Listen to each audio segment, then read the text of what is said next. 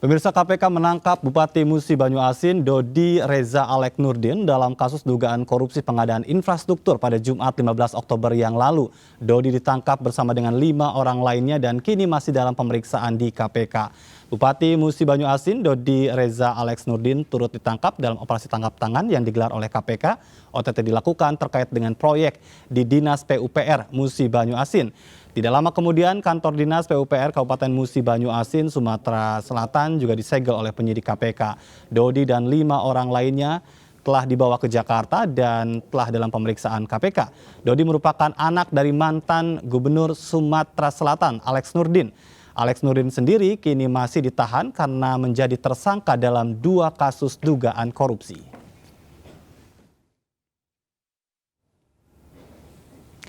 KPK masih mendalami temuan uang 1,5 miliar rupiah di dalam mobil Bupati Musi Banyuasin Dodi Reza saat penangkapan pekan lalu.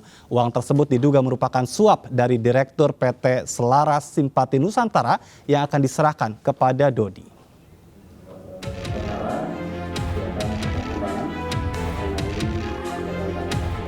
KPK telah menetapkan Bupati Musi Banyuasin Dodi Reza Alex Nurdin dan 3 orang lainnya sebagai tersangka dalam kasus dugaan suap. Saat penangkapan Dodi di lobi sebuah hotel di Jakarta, KPK menemukan uang sebesar 1,5 miliar rupiah di mobil Dodi. Selain itu, KPK juga menyita uang 270 juta rupiah saat penangkapan Kepala Dinas PUPR Musi Banyuasin Herman Mayori di kantornya. Kini KPK masih mendalami asal uang yang diduga adalah sebagian dari komitmen fee dari Direktur PT Selaras Simpati Nusantara Suhandi kepada Dodi. Total komitmen fee adalah sebesar 2,6 miliar rupiah.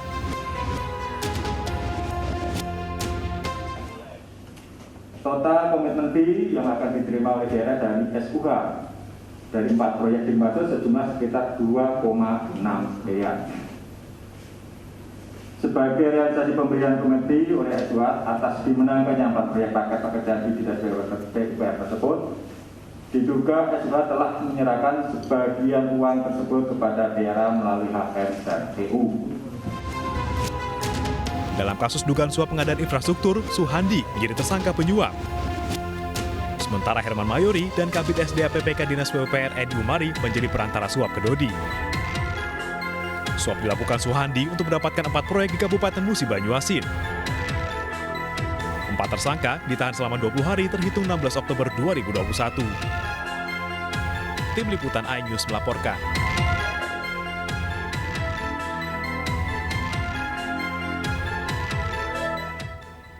Dan pemirsa, kini kita sudah bergabung dengan jurnalis Rizka Dior di gedung KPK. Rizka, ada informasi terbaru apa dari Komisi Anti Rasuah hari ini? Iya, Ajat dan juga pemirsa, memang jika tadi saya sudah sempat berbicara dengan PLT juru bicara KPK Ali Fikri, sempat mengatakan bahwa memang untuk hari ini tidak ada pemeriksaan terkait kasus OTT yang melibatkan Bupati Musi Banyuasin Dodi Reza Alex Nurdin.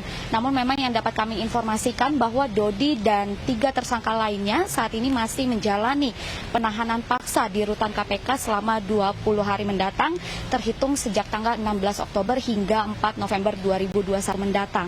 Dan tak hanya itu, kasus yang sudah naik ke tahap penyidikan ini juga KPK sudah menemukan beberapa barang bukti, di antaranya uang senilai 1,5 miliar rupiah yang didapatkan dari ajudan Bupati Musi Banyuasin Dodi Reza Alex Nurdin, dan juga uang senilai 270 juta rupiah yang didapatkan dari salah satu tersangka lainnya, yakni Herman Mayori. Dan memang dapat kami sampaikan bahwa sebelumnya Bupati Musi Banyuasin Dodi Reza Alex Nurdin ini terlibat kasus pengadaan barang dan jasa infrastruktur yang dilakukan oleh pemerintah Kabupaten Musi, yang dimana dananya sendiri ini bersumber dari dana pemerintah APBD APBDP tahun 2021 dan dana bantuan dari Kabupaten Provinsi Dinas PUPR Kota Musi Banyuasin. Dan dari kasus ini juga KPK telah menetapkan 4 tersangka, diantaranya ini Bupati Musi Banyuasin, Dodi Reza Alex Nurdin, dan juga ada Herman Mayori yang merupakan Kepala Dinas PUPR Kabupaten Muba, lalu ada Dedi Umari, Kepala Bidang SDA Kabupaten Muba, dan juga Suhandi, salah satu pihak swasta dari PT Selaras Simpati Nusantara yang dimenangkan dalam proyek irigasi dan danau ulak di Kabupaten Musi Banyuasin, Sumatera Selatan ini. Dan memang hingga saat ini tak hanya itu, KPK juga sudah mengamankan 6 orang diantaranya yang termasuk Bupati Musi Banyuasin dan juga beberapa ASN diantaranya. Hingga saat ini beberapa tersangka ini sudah disangkakan pasal, beberapa diantaranya terkait pemberantasan tindak pidana korupsi. Kembali ke Ajat. Baik, ini Rizka. Apakah ada kabar kalau tadi Dodi memang tidak diagendakan untuk diperiksa hari ini, tapi juga kita tahu ayah dari Dodi, Alex Nurdin, yakni Alex Nurdin juga ditahan oleh KPK. Adakah informasi terbaru berkaitan dengan kasus anak dan bapak ini? Ya, Ajat dan juga pemirsa, memang hingga saat ini kami belum mendapatkan informasi lanjutan dari pihak baik dari PLT Jubir KPK yakni Ali Fikri ataupun pihak lainnya di Komisi Pemberantasan Korupsi ini terkait jadwal pemeriksaan atau penyidikan yang melibatkan Dodi Reza Alex Nurdin dan bapaknya Alex Nurdin ini. Kembali ke Ajat. Baik, terima kasih Rizka Diar melaporkan langsung dari Gedung KPK Kuningan, Jakarta. Selamat bertugas kembali. Pemirsa, tertangkapnya Dodi Reza Alex Nurdin menambah daftar panjang nama anak dan orang tua yang sama-sama terjerat korupsi. Sebelumnya Alex Nurdin yang merupakan anggota DPR juga berurusan dengan KPK. Dan kini kita akan membahas lebih jauh bersama Ipi Mariati Kuding, PLT Juru Bicara Bidang Pencegahan KPK. Selamat sore Mbak Ipi. Sore Mas Ajat. Baik Mbak Ipi, ini tentu bukan kesengajaan ya. Ada bapak dan anak sama-sama harus berurusan dengan KPK. Iya, mungkin perlu diluruskan ya kalau Bupati Musi Banyuasin, Dodi, memang kebetulan kemarin terjerat dengan perkara tindak pidana korupsi yang ditangani oleh KPK, yaitu melalui proses tangkap tangan. Tetapi mungkin ayahnya Alex Nurdin dalam hal ini ditangani oleh aparat penegak hukum lain, yaitu Kejaksaan Agung. Namun demikian, kasus yang melibatkan ayah dengan anak atau orang tua dengan anak ataupun kakak dengan adik dan anggota keluarga lainnya untuk yang ditangani oleh KPK ini bukan kali pertama begitu ya. Maksudnya kita bisa melihat kasus yang terakhir adalah misalnya yang melibatkan Bupati Probolinggo dengan suami yang merupakan anggota DPR. Betul. Artinya pada posisi keduanya sebagai pejabat publik. Bahwa kalau kita bicara mengenai politik dinasti dengan pengertian sederhana, kita maknai sebagai bagaimana kekuasaan politik itu dijalankan oleh sekelompok orang yang masih terkait dalam hubungan keluarga. Artinya pihak-pihak yang menduduki jabatan publik baik di eksekutif ataupun di legislatif atau kemudian bergantian, misalnya sebelumnya kepala daerah adalah seorang ayahnya tapi kemudian diteruskan oleh anaknya atau istrinya atau oleh keluarga lainnya. Mungkin ini yang bisa kita maknai sebagai politik dinasti atau dinasti politik. Ya, dari analisis KPK sendiri, Anda melihat sebetulnya sumber korupsinya itu dari mana, Mbak Ipi? Ya, yang pertama kenapa mungkin praktek ini masih terjadi, saya kira yang pertama karena memang secara regulasi tidak ada aturan yang melarang bagaimana para politikus atau pejabat publik untuk kemudian dicalonkan atau memilih ataupun dipilih dalam jabatan publik meskipun misalnya anggota keluarganya sudah menduduki jabatan publik. Ini yang pertama. Yang kedua, sebenarnya kalau kita mau merunut lagi juga kenapa ini kemudian menjadi satu praktek yang banyak terjadi di banyak daerah. Realitasnya adalah memang kondisi ataupun aspek institusionalisasi partai politik kami melihatnya memang masih lemah. Gitu. Ini yang kemudian melalui upaya pencegahan korupsi, KPK melakukan beberapa kajian di sektor politik termasuk salah satunya pada partai politik. Nah, bagaimana kaitannya dengan tadi menjadi celah pintu masuk korupsi? Iya, Dalam beberapa penanganan perkara yang KPK tangani, tadi misalnya bagaimana posisi kepala daerah yang kemudian digantikan oleh anak atau oleh pasangannya, baik istri maupun suami. betul. Dalam prakteknya KPK menemukan bahwa sulit untuk kemudian dilakukan evaluasi ataupun perbaikan ketika jabatan publik atau kepala daerah itu kemudian diwariskan atau Baik, diteruskan gitu ya oleh anggota keluarga, sehingga objektivitas untuk dapat melakukan perbaikan itu rasanya sulit untuk dapat baik. terjadi. Mbak Yang Ipi, terjadi justru kecenderungannya adalah melanggengkan praktik yang sudah dilakukan oleh pendahulu sebelumnya. Ini baik. setidaknya yang kami temukan di dalam kasus yang terakhir yang KPK sedang tangani saat ini, yaitu kasus Bupati Probolinggo. Kami menduga bahwa praktik jual beli jabatan misalnya itu sudah dilakukan dari sejak periode sebelumnya Baik. saat pasangan bupati menjabat sebagai kepala daerah. Baik.